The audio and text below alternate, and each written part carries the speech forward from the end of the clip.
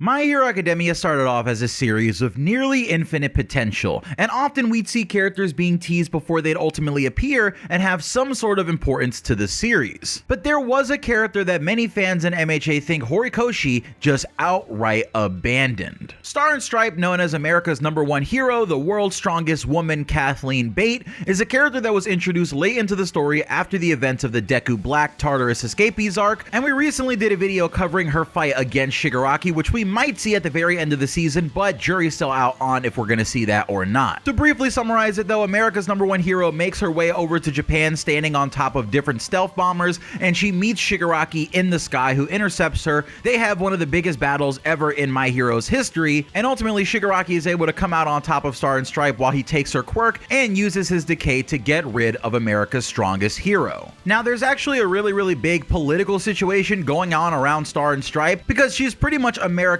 biggest weapon or America's strongest asset, so they weren't so willing to let her go over to Japan when she did. And this is because events have kind of gone on in My Hero to the point where now Japan is in so much danger that even other heroes from other countries are being told, hey, that place is a no-go, right? Let them handle their own problems, and even if everything falls apart, we're just gonna leave Japan to the villains and figure out what's going on in our own country because we have our own problems to deal with. But Star and Stripe, of course, ignores all of that and all that bureaucracy and red tape because she specifically wants to go and save All Might due to a tie to All Might in her backstory. Because of course, Kathleen is one of the two girls that All Might ended up saving in the beginning of the My Hero Academia 2 Heroes movie. And all the way later in her fight against Shigaraki, we know that when she dies, she uses her quirk to pretty much infect Shigaraki with like a quirk virus that is later taken care of by the other quirks within All for One. And that's not the kind of thing that normally has ever happened in the series. In fact, a lot of impossibilities happen in this battle between Star and Stripe and Shigaraki, and that's exactly the reason why All for One didn't want Star and Stripe to make her way over to All Might and Deku, because she would just simply be way too much of a problem. Like, this is the only time ever in the course of the series where we actually see a quirk get destroyed, with even All for One confused,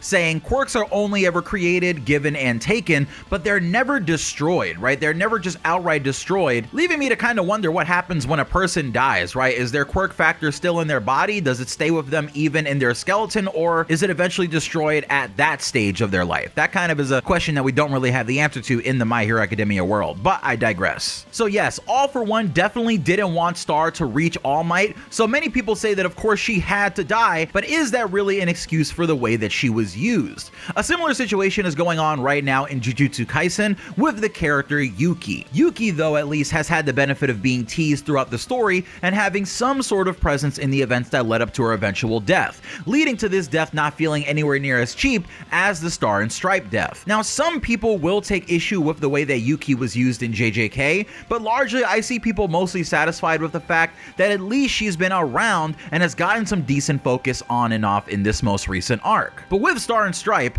that's nowhere to be found. So with that said, here are a few different ways that I think Horikoshi could have improved on the Star and Stripe plotline. Firstly, I think Star and Stripe should have had more of a presence throughout the earlier acts in the series, but not an overwhelming one, because her ultimately arriving in Japan just to lose would make it all seem like a waste to some fans. Instead, I think that earlier on, we should have seen her reaction to All Might's battle with All for One, starting the American perspective of the story much farther back. Star and Stripe could have, at that point, tried making her way to Japan, but I think seeing the American red tape and the bureaucracy getting in the way would have been an interesting way to learn more about how the Hero Society works abroad. I think it would have been really interesting to have Star and Stripe finally almost making her way to Japan during the events of the My Villain Academia arc or during Endeavor vs. High End, but in that case, I think her having to turn around because of some major threat in America that she has to deal with would really be awesome and just continue to drive up the tension, just because we'd know that at that point in the story that she probably would have beaten Shigaraki, but it would have made her loss to Shigaraki later on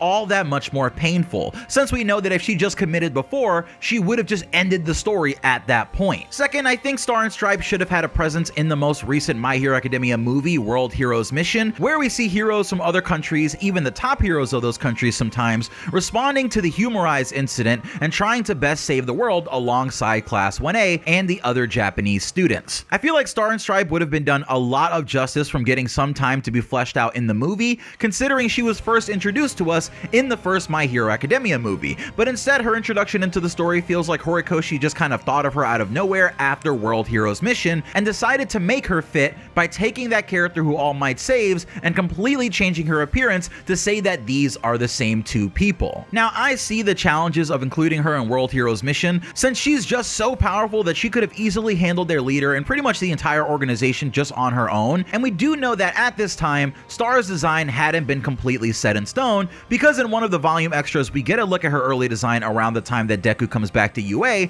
and she definitely is originally meant to be a man, which further lends to the idea that her backstory was just pieced together last minute, since if she was a man she couldn't be the girl that All Might saved in movie 1. Lastly, I think some sort of interaction with Deku or All Might would have done wonders for her character. I know a large part of her existence is that she can't meet with All Might and Deku because it would make them too powerful against All for One, and part of the reason that she lost is that she didn't know Shigaraki's name, which either of them could have told her. But I think that there's still a way to have these characters meet without that information getting out, like a hologram video message from her to All Might as he recovered from his injuries in Kamino, or maybe another hologram video message, or even just a quick call as Japan fell into ruin, asking her mentor in spirit if he needs help and telling him that she'll be right there if he asks for it. All in all, I feel like Star and Stripe's time in the story was much too short, and there are a number of ways that her plotline and subsequent death could have been improved, but hopefully it'll all lead somewhere, since we know again that Star used her quirk to create an opening for Deku to head into the Vestige world and properly take down the quirk All for One, which has such a large control over Shigaraki. The issue is then what is to be done with Shigaraki if Deku really means to go one step further and save the Tenko inside.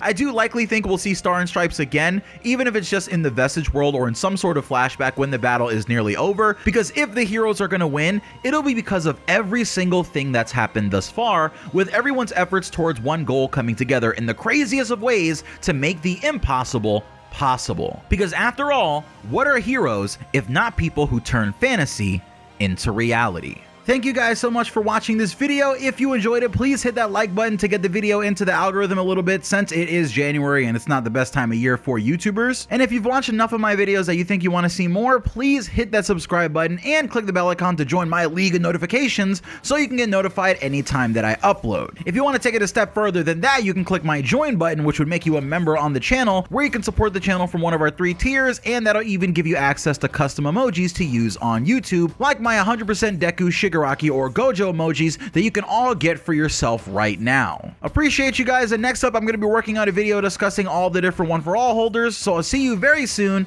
It's Pineapple. Peace.